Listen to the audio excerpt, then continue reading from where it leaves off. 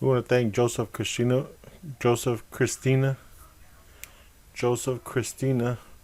for having these PRTs for us. This not only helps us with our video, but it also helps us with our pictures. I use this a lot, more so I think in situations where the lighting's kind of difficult.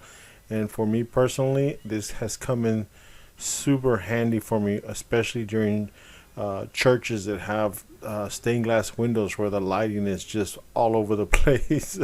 I'll sometimes take this and photograph 3 or 4 different locations in the church, so that way I kind of make sure that I get my color just right. Okay, color is real important in pictures. I think that's one of the biggest mistakes that most new photographers will make. There's nothing wrong with their pictures, but just the fact that they get the colors wrong, I think that's one of the biggest reasons their pictures just don't look as nice. And that's not to say it can't be fixed. It can be, but that's a skill. Aside from taking the picture, it's a skill that you learn to eyeball it, and also learn how to fix it here in Lightroom, and also using a tool like this, the Joseph Christina PRT, it helps a lot too.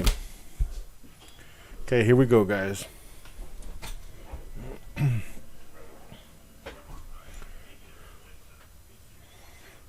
Hello, how's it going, guys? My name is Alfonso Chavez, and you are watching the Camera64 video podcast. We are coming to you as always from sunny San Antonio, and for me, this is day 4 of all the mess that's going around. I think there's just so much of it on TV. You kind of get bored watching it. You kind of get frustrated, I think, watching it too. So I've been trying to stay away from the TV as much as possible. I've been watching lots of Netflix with my wife and children, and watching movies. That's also been helping us pass the time, and also doing these videos with you guys. So today we are back here in Lightroom, and these are pictures I shot about a month ago now, for a young lady that's having her Quince coming up. And if you follow me at all, you've already seen some of these pictures. They've been posted in different locations through my Instagram as well as my Facebook. But I want to kind of take you through what the process was. We're just going to be working on one picture just to keep it nice and simple. And if I can remember to let you know what it is that I'm moving here in the right hand panel, right here, your control panel, I will try my best to let you know exactly what slider I'm moving and why I'm moving it. If I don't, you got to understand, this is only my 4th video in this series. I've done some videos in the past, but this is still fairly all new to me. And talking about the fact that this is still new to me, I want you to also notice that I changed my lighting setup yet again. This is the 4th time, 4th different lighting setup. This is also a 3-light setup, except that I have one light off to my left that's lighting me, and I have one light off to my right that is filling in on my backdrop over here, because I kept getting some bad keying on my right hand side because it was a little too dark. And then directly behind me, there's also a little spotlight too, an LED with a gel on it, so that it matches my other 2 hot lights, which are tungsten in color. So that's the lighting setup, guys, so that just in case anybody that's watching and wondering what's going on, that's why. Just trying to get a little bit more light on the background so I can key it a little bit better, so when I mix the 2 videos it looks a little bit nicer. But so here we are in Lightroom, and this particular shot, the theme for this Quince, for this young lady they have going, is the Great Gatsby. So we wanted something that was older looking. And so immediately, sometimes you don't know where to take when you have Quince young ladies call you, you're not sure where to go. But sometimes if you ask them about their theme, that seems to be a big thing now. If the theme, with the theme, it'll kind of give you ideas of where you want to shoot these pictures at. So this is in front of the old San Antonio post office downtown, which is right across, or actually right down from the Alamo. You can see the Alamo from these steps. So if you're from San Antonio, you know exactly where this is at. And then across the street is I believe it's the haunted Emma Hotel. So we also did some shots in front of that hotel as well, just because it's got an old look to it. But I really like these pillars, the stairs. They got the nice grand door entrances right there. You can see the really nice sculptures on the metal that goes around the arches of the doors, and they got really nice doors too. But this was a picture that when she mentioned this theme to me, this is exactly what I had in mind from the moment that she told me what the theme was. So this is one of the first shots, I think, out of all my shots when I started. This was the 11th shot right there. It's telling me right there this was the 11th shot I took.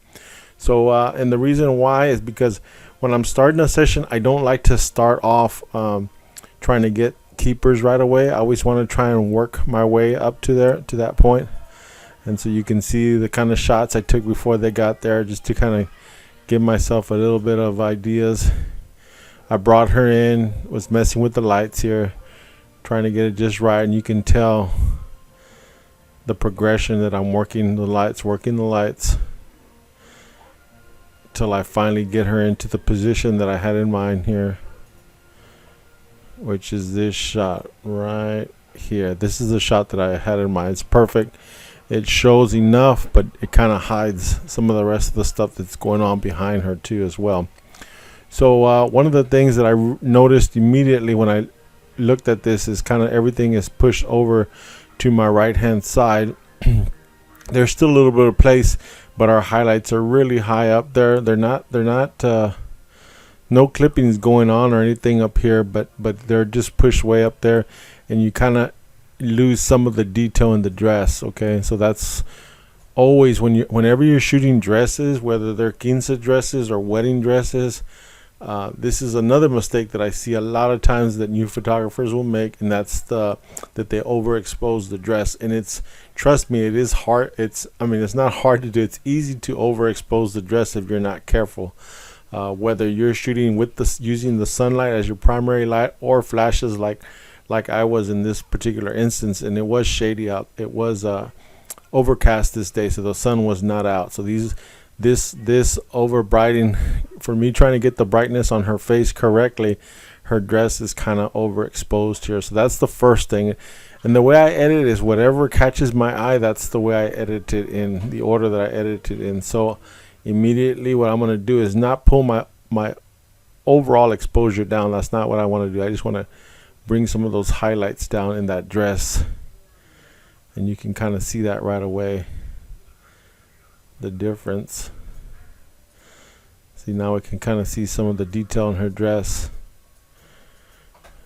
and we're going to go ahead and give you a divided view, and you can see how it's not a lot, but it's to me it's noticeable, absolutely noticeable. You can see the difference from here to here. Okay, that was the first thing that caught my eye. So we'll go ahead and go back to our regular view here. And if you ever want to compare before and after, you can use either one of these. This is a split screen, and then this is a whatever you're viewing on the left, you'll see it on the right, before and after. That's what that is, just in case you're wondering. Okay, so so the next thing I want to do with this picture is, because I'm trying to give it a different look, kind of not a midnight look, but a darker look. And so there's a couple of ways you can do this. You can use your dodge and burn. And if I don't call these by the correct name, guys, please don't slam me on this. This is what I call them. Oh, it's okay. It's telling me right here, the adjustment brush. You can take your adjustment brush, and before you get started, you always want to reset these. And the way you reset is you can click on any of these buttons right here and just double click on it. And when you double click on it, it'll take the totals back to 0. So so what I'm going to do is I'm just going to bring this down one stop. Let's just say one stop. Doesn't have to be precise, but basically one stop. Okay, and I'm just going to brush in some darkness, just like that. That's one way to do it. Okay, you can do it like that. I personally don't do it like that because it's kind of, for me, it's all over the place. So I'm going to show you the way I do it. And anytime you need to make a change, you just hit Control Z, and it'll take you back one step at a time, guys. Control Z, just like that. Okay, so we're going to go ahead and get out of that adjustment brush, and this is actually what I use, the graduated filter. And what I want to do is I just want to pull this from here down like this, and it's gradual, so you can almost pull this over the entire, almost from this start area to the middle right here is going to be your darkest area that you're going to be adding into your picture, and then from that midpoint to the end it starts dropping off. It's kind of a gradual, so that's what I want to go ahead and do. Now I might want to adjust this later, and that's fine. You can always go back.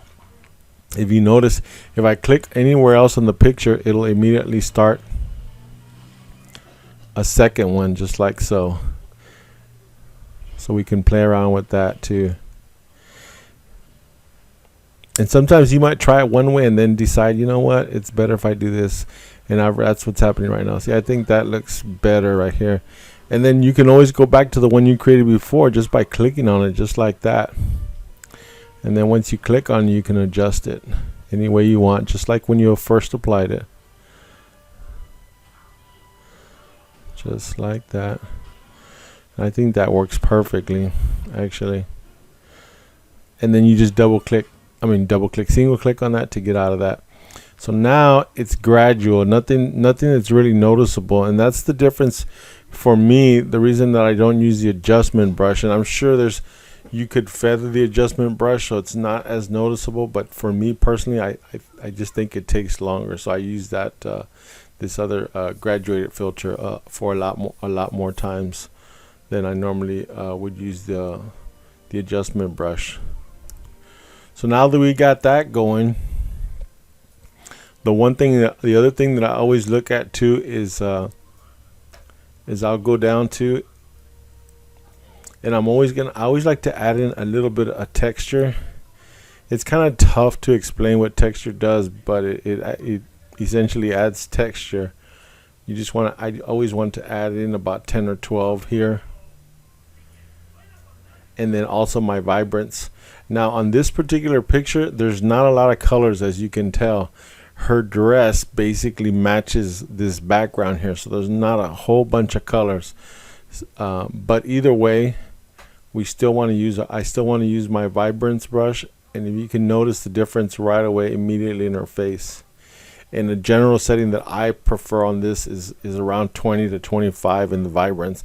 And the one thing everybody always wonders, what's the difference between vibrance and saturation? Well, saturation will bring all the colors up equally across the board with no regard to what it is or where it is in the picture. It's just going to bring all the colors up and make them a lot more saturated or a lot more brighter, versus your vibrance kind of brings everything up a little bit more gradual. And also in the vibrance tool, it tends to stay away from colors that match the skin tone. Okay, so it might affect her lips a little bit, it might affect her eyes if she had colored eyes, and it stays away from the rest of her face. It's kind of tough to explain, but just trust me, it works. So I bring that up, and I always bring the saturation up just a tad, usually anywhere between 2 and 5. I don't go over 5 ever, never. Don't do it, or I don't do it, let's put it that way. Okay, and this looks good. I skipped over a lot of stuff because the temperature is actually pretty dead on. It's actually pretty, doesn't get any closer than that. I mean, the colors are just right in this particular shot. So we're going to go ahead and go down. Once I finish that, I go ahead and just close off right here. And then the other thing I always like to do is the details. I always add some sharpening. It automatically comes in at 40. I always bring it up to 50. Just kind of take a peek at it, make sure that it's just not getting overblown. And then noise reduction, I don't need any noise reduction, I don't think. I'm shooting at ISO 200. So if you stay at 1 to 200, I think everything up to 800, I think you're fine. You shouldn't even have to add any kind of luminance or denoising at all, noise reduction. Lens correction, So one of the things I mentioned this in another video is when you're shooting with certain lenses, you'll get some moraine happening with the lens. Not that when you have colors from going from super high contrast when you have a super contrasty situation, when you're going from super bright like here to really dark, there's not a lot of it today on this particular picture, so I'm not going to mess around with it, but that's always something that I always keep an eye on. And also enabling your profile also helps too. And this particular lens that I have didn't come out, and I think I was shooting with the 50 if I remember right. Yeah, the 50 millimeter. So it gave it to me the 50 millimeter, but instead of the 1.2 it was the 1.8. Yeah, 1.8. And it's pretty much the same. It didn't make it, but basically what that does is if there's anything that was wrong with the lens, it'll automatically make any corrections, effects, and calibrations. And that's pretty much it for this picture. Now there's some other things that you could do that could make this picture look a little bit different. And for me personally, when you start doing really stylistic kind of stuff, or I think it borders on artistic, I personally don't like to go there. And here's my opinion on that. If you go in that direction, I'm going to show you what I mean here. I got a couple of little, let me see it. Oh, in the presets, I got a couple of presets, and some of these that have particular names, like the Brian Quince. What I'll do is sometimes I'll create a certain style and I'll apply it across an entire sequence of pictures. And the reason why is because I just want the consistency for that particular scene to be seen throughout the whole deal. But what I tend to stay away from is using filters, because filters can really change the look and really stylize it. Now, this particular look I made, this is a film look that I like to use, and I could actually make this work on this picture. But here's the thing.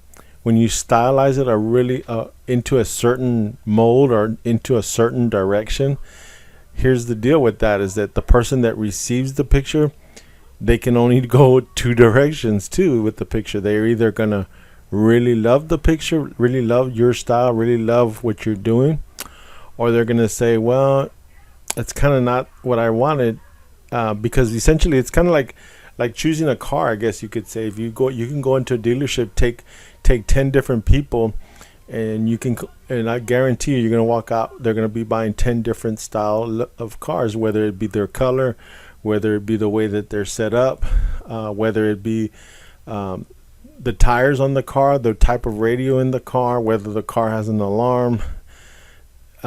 And so those are the things that when you start narrowing it down or applying your artistic style, it really just narrows it down to where they get to the point at the end where they just say, I really like this picture, or I really don't like this picture. So the best way that I've found is just to keep the edits to a minimal. In other words, basically the way they're captured in the camera, that's the way that they will receive the picture. There's a few artistic things, as you can see, that I'm doing with a little dodging and burning here, but it doesn't really change the whole look. Not like applying my film look. It totally changes the picture. You see what I'm saying? Right from here to here, it just totally changes it. Now I might like this, but they might not. So I stay away from filters, even though I do have some here loaded here, like this one. I'll use them from time to time. See, in this one actually looks nice. This is something I wouldn't mind applying right here, because it actually looks like an old newspaper, doesn't it? It looks pretty nice. Same thing here. Black and white looks great on this picture too.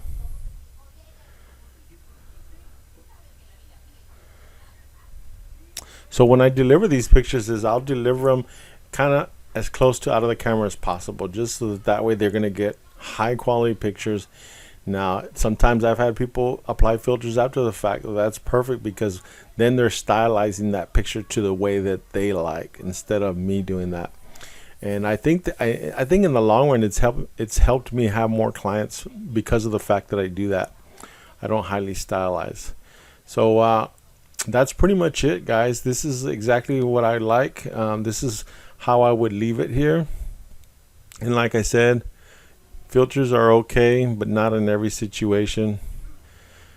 So that's why I stay away from them, guys. I hope you enjoyed this video. I mean, it's real short. It's real simple because that's essentially the way I edit and deliver. I do very minimal editing. I'm a very minimalist when it comes to editing here in Lightroom. I don't make very much changes. I make changes that are going to be in the style or the direction that the client wants, and I kind of get an idea of that beforehand when I do it, and then I just kind of go in that direction, and I don't stray from that at all. So, and just in case you guys are wondering, this was shot with a Canon 5D Mark II. And this, almost the entire session was done with a 50mm lens. I did take some 70 to 200 shots in this session, as well as my favorite oldie but goodie, which is the 28 to 105 35 to 45, which is a fantastic lens. If y'all want to hear more about those lenses, they're old, but they do a great job. We can do a video on that, guys. But this is how I delivered it. And it turned out to be a great shoot. It was a great session all the way around. We had a good time. She had a good time. The parents and the godparents loved the pictures. Both her parents loved the pictures as well. So it was a great session. So here we go, guys. I hope that you're enjoying these videos that I'm putting out. I'm trying just to keep myself busy and hopefully give you guys some good information about how I edit my pictures.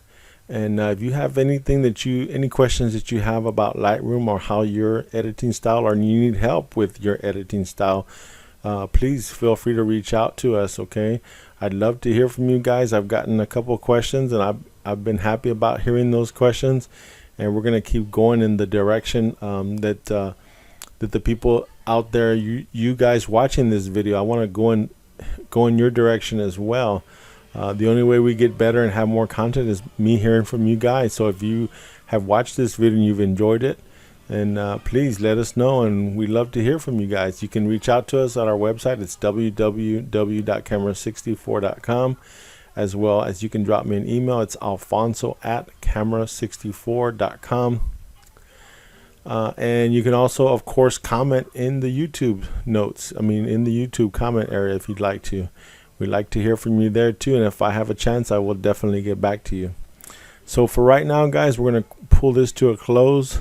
I hope you've enjoyed this video, and once again, you are watching the Camera64 video podcast, and I am going to be your host. My name is Alfonso Chavez, and we look forward to hearing from you for next time. Y'all take care, guys.